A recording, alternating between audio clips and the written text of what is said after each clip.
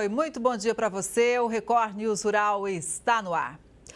A colheita do milho avança aqui no Brasil. A expectativa da Conab é de crescimento de 6,5% em relação à safra anterior. Em Minas Gerais, tem agricultor comemorando o desenvolvimento da lavoura e a maior produtividade. A colheitadeira enche a pança em meia hora. São 4 toneladas que cabem, que se esvaziam em 6 minutos na carroceria dos caminhões. A Conab divulgou o boletim da estimativa da safra de grãos, ciclo 2024-2025. A estimativa é que a produção de milho no país cresça mais de 6%, com quase 123 milhões de toneladas. A área plantada no Brasil cresceu 0,4%. Minas ocupa a 5ª posição no ranking de estados líderes que produzem quase 80% de todo o milho no Brasil. Olha aí, ó, Mato Grosso está na frente, Minas Gerais lá na 5ª posição com 7%. A máquina está cuspindo casca de milho aqui na região do Triângulo Mineiro. É a propriedade do Ronaldo que faz a colheita da última parte dos seus 14 hectares. A produtividade aqui vai atingir cerca de 190 sacas por hectare, média bastante alta em relação à nacional. E o Adilson, que é o piloto da máquina, está cortando o último pedacinho para levar tudo para o caminhão. O Ronaldo é mineiro, mas não esconde o jogo. Foi deitar a semente no chão ano passado e o resto Deus mandou abundantemente. Graças a Deus o tempo ajudou bastante, né? A gente fez um manejo aí legal, né? Pegamos o tempo aí certinho para fazer o manejo, deu tudo certo, foi muito bom. A explicação para o sucesso está também nas condições climáticas ideais. Eu fui plantar aqui início de novembro, plantei dia 12, já tinha chovido 250 milímetros, né? Bom demais. Então a gente já plantou com chão bastante úmido, né? Depois repetiu de novo uma boa descarga de água. Aí novembro 300 e alguma coisa, dezembro 250, então assim, foi bom demais. Aí janeiro a lavoura já estava salva? Já estava salva e teve mais chuva ainda, 240 milímetros, se não me engano. Então foi muito bom. Muito bom. Nem sempre, né, Ronaldo, a gente pode falar assim e celebrar o que a gente está fazendo hoje aqui. Sim. Porque a cigarrinha atrapalha demais, Sim. tem as ervas daninhas que atrapalham a cultura do milho. Com certeza. Mas para o ano que vem, o que você aguarda? Para o ano que vem a gente aguarda essa produtividade um pouco a mais. Um pouco a mais. A gente está buscando sempre... Torcendo para esses fenômenos também de estiagem severa. Esse fenômeno não repetir de novo, né? Os modelos climáticos que tá falando que vai repetir o Laninha para nós esse ano, né? Então a gente está animado. Por que você escolheu o milho para plantar? O milho, exatamente porque é uma cultura que a base dela é uma base alimentar muito grande, né? É o que você falou aí, né? Ela serve para uma série de itens, humana, animal, ração, frango, porco, ovo, né? Agora biodiesel, né? Que as empresas de biodiesel estão demandando muito milho, né? Então é isso aí, né? O próximo ciclo é lá para outubro, milho. Lá para setembro a gente já tira o gado para dar uma descansada, né? E vem um pouco de capim também, aí a gente desseca e vem para a próxima cultura. Produtor rural, ex-bancário, apaixonado pela terra. Agora, me diz uma coisa, o que você diria para os produtores que às vezes desanimam de produzir, de lidar com a terra, com dificuldades, porque nem sempre, como a gente falou, tem coisas a comemorar. O que você diria, assim, uma pessoa que está agora no campo? Eu diria o seguinte, a gente não pode desistir, né? A gente tem que persistir, aperfeiçoar e melhorar e buscar tecnologia, né? Porque aqui tem muita tecnologia, né? Os modelos de plantio aí no passado, a gente não dá para acompanhar. Então, eu diria isso, você tem que persistir e tem que procurar as tecnologias, porque a tecnologia tá forte aqui no agronegócio.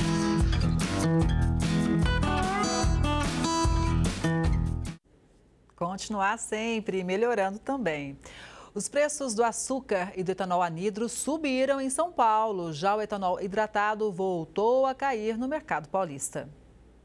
Levantamento do CPEA registrou a queda no preço do combustível semana passada. Entre os dias 14 e 17, o indicador fechou em R$ 2,71, valor 1,17% menor frente ao período anterior. Já no caso do anidro, o preço subiu 2,27%, chegando a R$ 3,15 o litro. Os pesquisadores explicam que alguns fatores deixam o mercado em alerta, como a entrada de produto da nova safra 2025-2026, o fechamento de contrato envolvendo o etanol anidro, os possíveis desdobramentos sobre o preço da gasolina A nas refinarias, além da mudança do PIS/COFINS, que iguala a alíquota para os dois tipos de etanol. Já o açúcar registrou novas altas no mercado de São Paulo. No último dia 17, o indicador CPEA fechou a R$ 144,00 a saca de 50 quilos, valor que não era observado desde fevereiro. Os pesquisadores sugerem que a limitação da oferta, principalmente dos tipos de melhor qualidade, no primeiro mês da safra 2025-2026, ajuda a elevar o valor. Ainda conforme o Centro de Pesquisas, embora a colheita da cana já tenha começado em algumas regiões de São Paulo, chuvas isoladas atrapalham os trabalhos no campo e, consequentemente, nas usinas. Para os pesquisadores, é comum a disponibilidade de lotes de açúcar cristal aumentar gradativamente nas primeiras semanas de moagem. O estado de São Paulo liderou as exportações do agro e fechou o primeiro trimestre com um superávit de quase 5 bilhões de dólares. Os destaques foram o setor sucroalcooleiro, a laranja e as carnes. O estudo foi divulgado pela Agência Paulista de Tecnologia dos Agronegócios. As exportações do agro paulista somaram mais de 6 bilhões de dólares nos 3 primeiros meses de 2025. Já as importações totalizaram 1 bilhão e 500 milhões, alcançando um superávit de 4 bilhões e 900 milhões de dólares. No cenário nacional, o agronegócio paulista responde por quase 17% das exportações do setor no Brasil. São Paulo lidera o ranking nacional, seguido por Mato Grosso e Minas Gerais.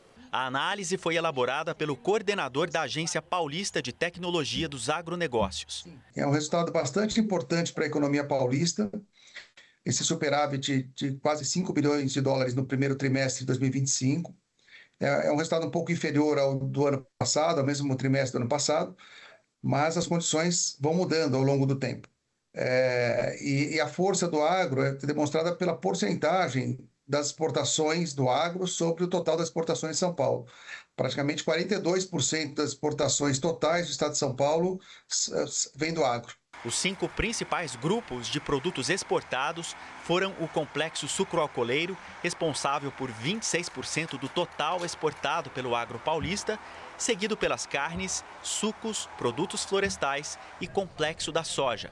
Os principais destinos dos produtos do agro brasileiro são China, União Europeia e Estados Unidos. A China, em comparação com o ano passado, teve uma redução. E agora, até por essas questões de disputa econômica, China e Estados Unidos, a gente imagina que a China já começou, né, pelas notícias que a gente tem, voltar a importar mais do Brasil. Então, a gente tem uma perspectiva de realmente de crescer nesse próximo trimestre. Vamos acompanhar o resultado de abril, que a gente já vai dar uma sinalização, mas a expectativa é de recuperação. E a gente vai seguir acompanhando, claro.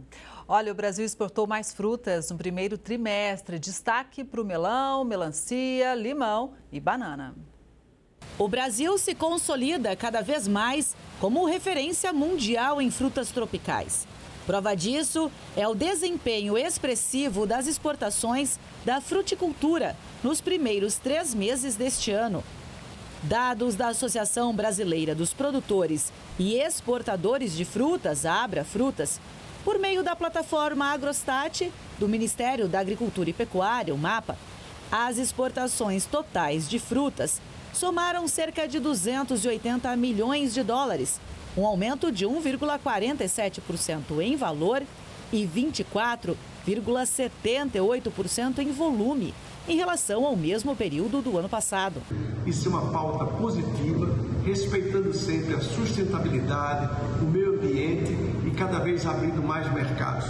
O melão foi a fruta mais exportada, 93.200 toneladas, um crescimento de 24,5% em volume e 22,68% em valor. Destaque também para a melancia, que teve uma alta de mais de 90%, tanto em valor como em volume.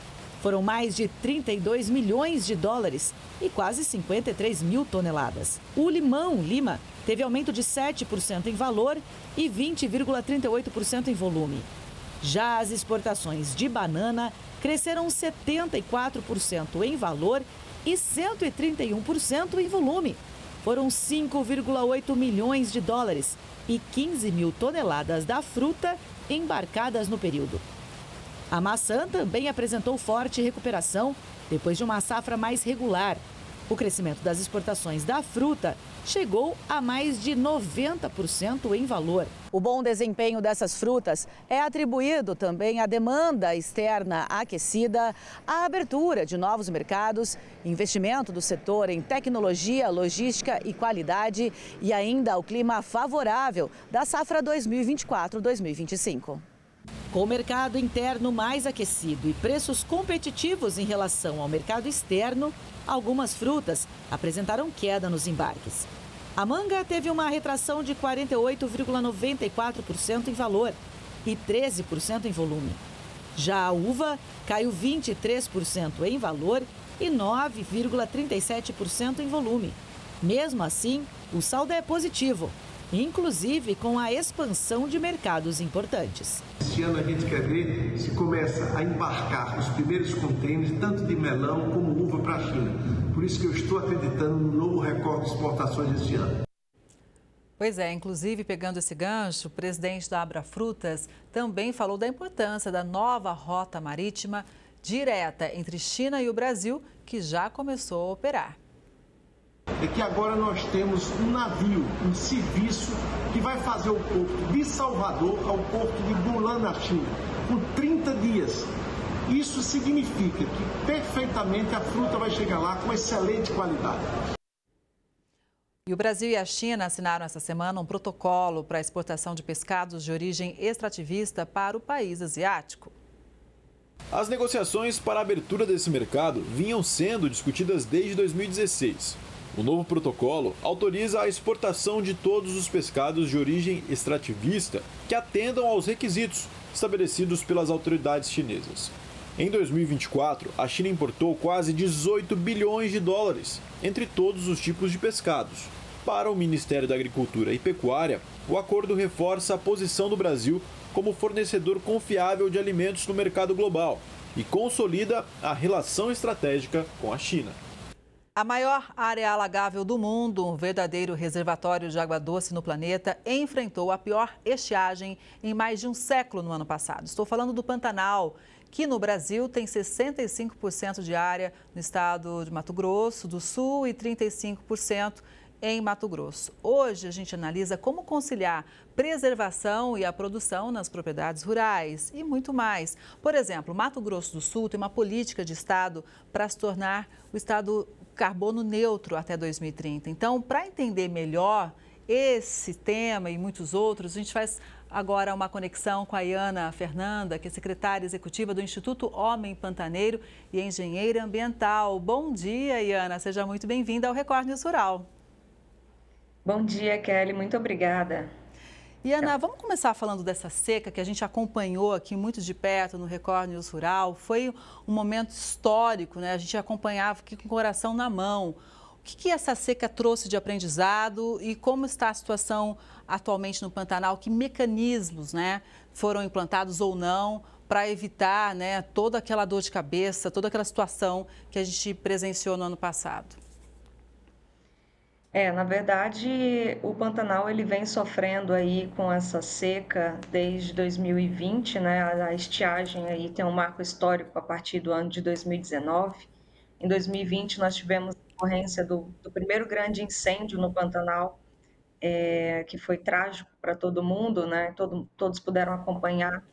E em 2024, nós tivemos aí uma nova ocorrência de um incêndio de grande proporção. E isso está muito relacionado a isso que você mencionou, né? A estiagem que o Pantanal vem sofrendo. Nós temos no Pantanal, por exemplo, 16 estações de medição para avaliar o nível dos rios, né? E dessas 16, 12 estão com cota abaixo da média histórica. E somente 4 delas estão com média acima, né? Que a estação fica em Cuiabá, uma que fica acima do Córrego Grande, é a de Coxim, e a de Palmeiras. Isso tudo faz com que a gente tenha um estado de alerta para o período de seca que geralmente acontece aí de junho, né, até outubro. Por conta dessa seca, nós temos uma maior probabilidade aí de ocorrência de incêndios. Com essas áreas, com a redução das chuvas, com essas áreas alagáveis menos, né, nós temos aí um material que a gente chama de combustível, que é justamente a vegetação seca, propícia aos incêndios, né? Então, isso tudo é muito preocupante para a gente.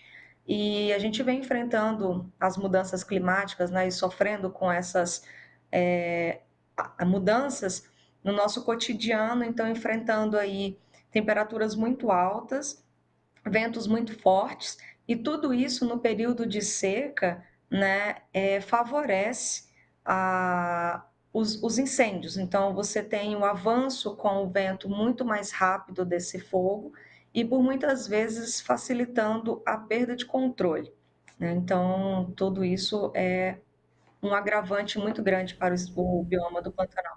Inclusive, no ano passado, né, cerca de 17% do território pantaneiro foi queimado, né? Como é que está essa situação? É claro que a gente sabe que, por exemplo, em áreas de cerrado, o fogo ele faz parte em alguns momentos do ano, mas a situação deste momento, conseguiu recuperar? Não? Você já disse que tem alguns índices aí preocupantes, né, em relação à seca e ainda níveis abaixo do esperado. Exato, Kelly. O ano passado foi um ano bem difícil, né? Porque nós tivemos fogo praticamente o ano inteiro no Pantanal. Em janeiro, nós estávamos, por exemplo, com fogo na região da Serra do Amolar, e isso foi ao longo do ano inteiro acontecendo. Então, foi um ano com um período de chuvoso crítico, no sentido de níveis, né, de chuva mais baixos, e no período aí de junho até dezembro, na verdade até mais outubro, início de novembro, foi o período mais crítico assim de fogo, né? Obviamente que as chuvas agora estão intensas, né? A gente está tendo um volume de chuva considerável, mas é válido também a gente mencionar que, apesar da ocorrência de chuva, os níveis do rio e as áreas que geralmente são as baías, são os coxins que ficam com a água, elas não estão conseguindo reter essa água de forma a ficar essas áreas alagadas, né? E a vegetação ela precisa de um tempo para se recompor, né? E fora que a recuperação natural precisa ter um auxílio hoje humano, né? Porque, principalmente, nós tivemos a ocorrência de fogo em 2020 que tomou uma proporção gigantesca do Pantanal, queimou uma porcentagem muito grande, e agora em 2024 nós tivemos novamente. Então, acaba que a natureza ela perde um pouco dessa capacidade de se regenerar sozinha, né? O que a gente chama de resiliência. Então, é preciso ter um esforço humano para a recuperação dessas áreas também. E é inclusive nesse intuito que nós do Instituto Homem Pantaneiro estamos trabalhando em 2025 muito focado na restauração. Nós já temos mapeado toda a área que foi atingida pelos focos de incêndios em 2020, áreas sobrepostas em 2024, porque aí você tem uma área de recorrência, onde você precisa dar um pouco mais de atenção, e nós vamos então fazer um trabalho voltado para essas áreas dentro da rede de proteção e conservação da Serra do Amolar, que é a área onde o IHP atua mais fortemente. Pois é. E as ações têm que acontecer em várias frentes, né, Ana? Eu acho que vale a gente trazer aqui, por exemplo, os créditos de biodiversidade, porque tem que envolver todo mundo nessa ação. Conta pra gente como é que funciona. Sim, Kelly. Os créditos de biodiversidade, eles vêm como uma ferramenta a mais para auxiliar tanto o proprietário rural na geração de renda com a sua propriedade, né, e uma ferramenta aliada à conservação, que é uma forma de pagamentos por serviços ambientais, né, que está dentro aí do que a gente chama de soluções baseadas na natureza, para trazer benefícios líquidos positivos, como a gente costuma falar, para a biodiversidade, tanto para a fauna quanto para a flora. Né? Então, diferente do crédito de carbono, mas no mesmo sentido, tá? O proprietário ele é remunerado tanto pela preservação da área na sua propriedade, principalmente do excedente florestal, que é aquela parte onde ele, em tese, ele pode utilizar, né, inclusive tipo desmatar, mas ele opta por deixar aquela área preservada, conservada. Então, o crédito de carbono ou o crédito de biodiversidade vem como uma forma de compensação para o proprietário, né, que opta por essa opção de preservar e manter a sua área de vegetação nativa, dentre outras estratégias que ele, né, precisa implementar para garantir que realmente os esforços de conservação tragam benefícios para a biodiversidade, tanto fauna quanto flora. Em relação ao carbono, a meta é audaciosa até 2030, né? Sim, a meta do Estado, né, de ser carbono zero até 2030, isso com certeza é uma meta audaciosa, mas eu acho que super importante, e como vem como uma iniciativa do Estado, eu acho que isso vem com uma grande força, né, e proporciona ao proprietário, né, mecanismos para que ele seja engajado na causa. Então, o Estado trazendo essa iniciativa, com certeza, precisa ser mostrada, né, e abraçada por todos, porque os benefícios eles são para toda a população. Né? A gente costuma muito falar que os benefícios ou os malefícios provocados, né, a partir das mudanças climáticas, ela não vem só para aquele local onde você está ou mitigando ou gerando um impacto, né? O impacto ele é sentido de forma global. Então a gente precisa dar uma magnitude para isso tudo, potencializar essas boas intenções, essas iniciativas, de forma que o impacto seja sentido por toda a população, tanto local quanto global. Sim, e eu acho muito importante a gente tocar nesse destaque da nossa manchete, né? Que o Pantanal tem um dos maiores rebanhos do país. Então, a gente também vê ali a importância da região na questão do gado, né, Iana?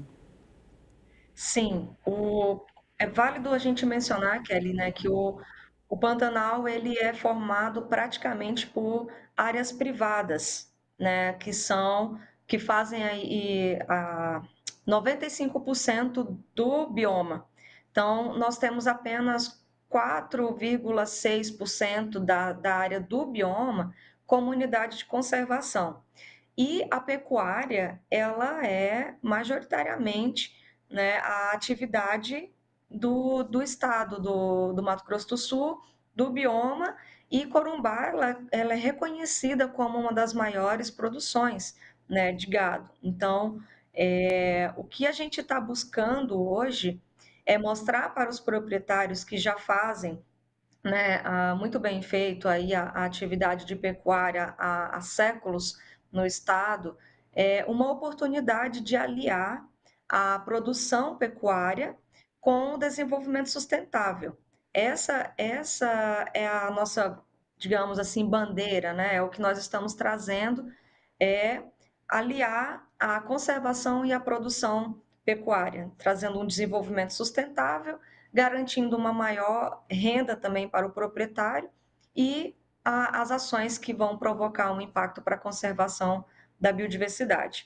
Então, a gente é sabedor e conhecedor, né? Temos o privilégio de ter aí títulos de estado com maior produção, Corumbá sendo uma cidade com uma das maiores produções, né, pecuária, e agora aliado ao governo, trazendo ferramentas e oportunidades de sermos também reconhecidos pelo desenvolvimento sustentável, sem tirar, né, o que a gente já faz de melhor.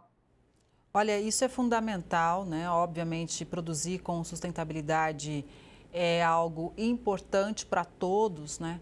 Mas é também essencial para aquele pecuarista que visa o mercado internacional, ou seja, quando existe a integração, né, de tudo isso que você falou agora para a gente, Ana, abre também um leque maior de exportação, porque o Brasil é cada vez mais exigido nesse sentido, né, de sustentabilidade, e a gente vem acompanhando aqui também tudo sobre a COP30 que a gente cedia esse ano. Então, são ações estratégicas, né? Exatamente, e isso coloca o país, né, não só o estado, mas o país à frente de diversos outros estados e países também, né, Kelly? Então, acho que tudo isso traz para o produtor uma oportunidade de valorização, né, de agregar um valor maior também ao produto, né, e o reconhecimento, que sem dúvida é uma das coisas principais, assim, fundamentais também, né? Então, coloca o Brasil à frente de outros países. E só para te trazer um dado importante também, o estado do Mato Grosso do Sul ele vem sendo protagonista com essas questões ambientais já há um tempo, né? Com o crédito de carbono, por exemplo, o estado do Mato Grosso do Sul foi o primeiro a ter um projeto de carbono desenvolvido pelo Instituto Homem Pantaneiro na Serra do Amolá, né? Então, isso mostra o protagonismo, isso mostra também o interesse, porque foi apoiado, divulgado pelo próprio Estado. Nós, do Instituto Homem Pantaneiro, também fomos agora o primeiro a gerar créditos de biodiversidade, com foco na onça pintada, e tudo isso mostra que a conservação, a produção, né, pode andar de mãos dadas com a produção pecuária, com o desenvolvimento econômico, né, trazendo um somatório de esforços e não eliminando alguma coisa, sendo necessário tirar algo para que você tenha outra coisa, né? Então, tudo isso é super válido a gente mencionar o protagonismo e como que isso dá um reconhecimento para o Estado e para a cidade, que tem buscado iniciativas, né, que a gente chama de bioeconomias, ou baseados em soluções na natureza, de forma a agregar para um conjunto que é o todo, né?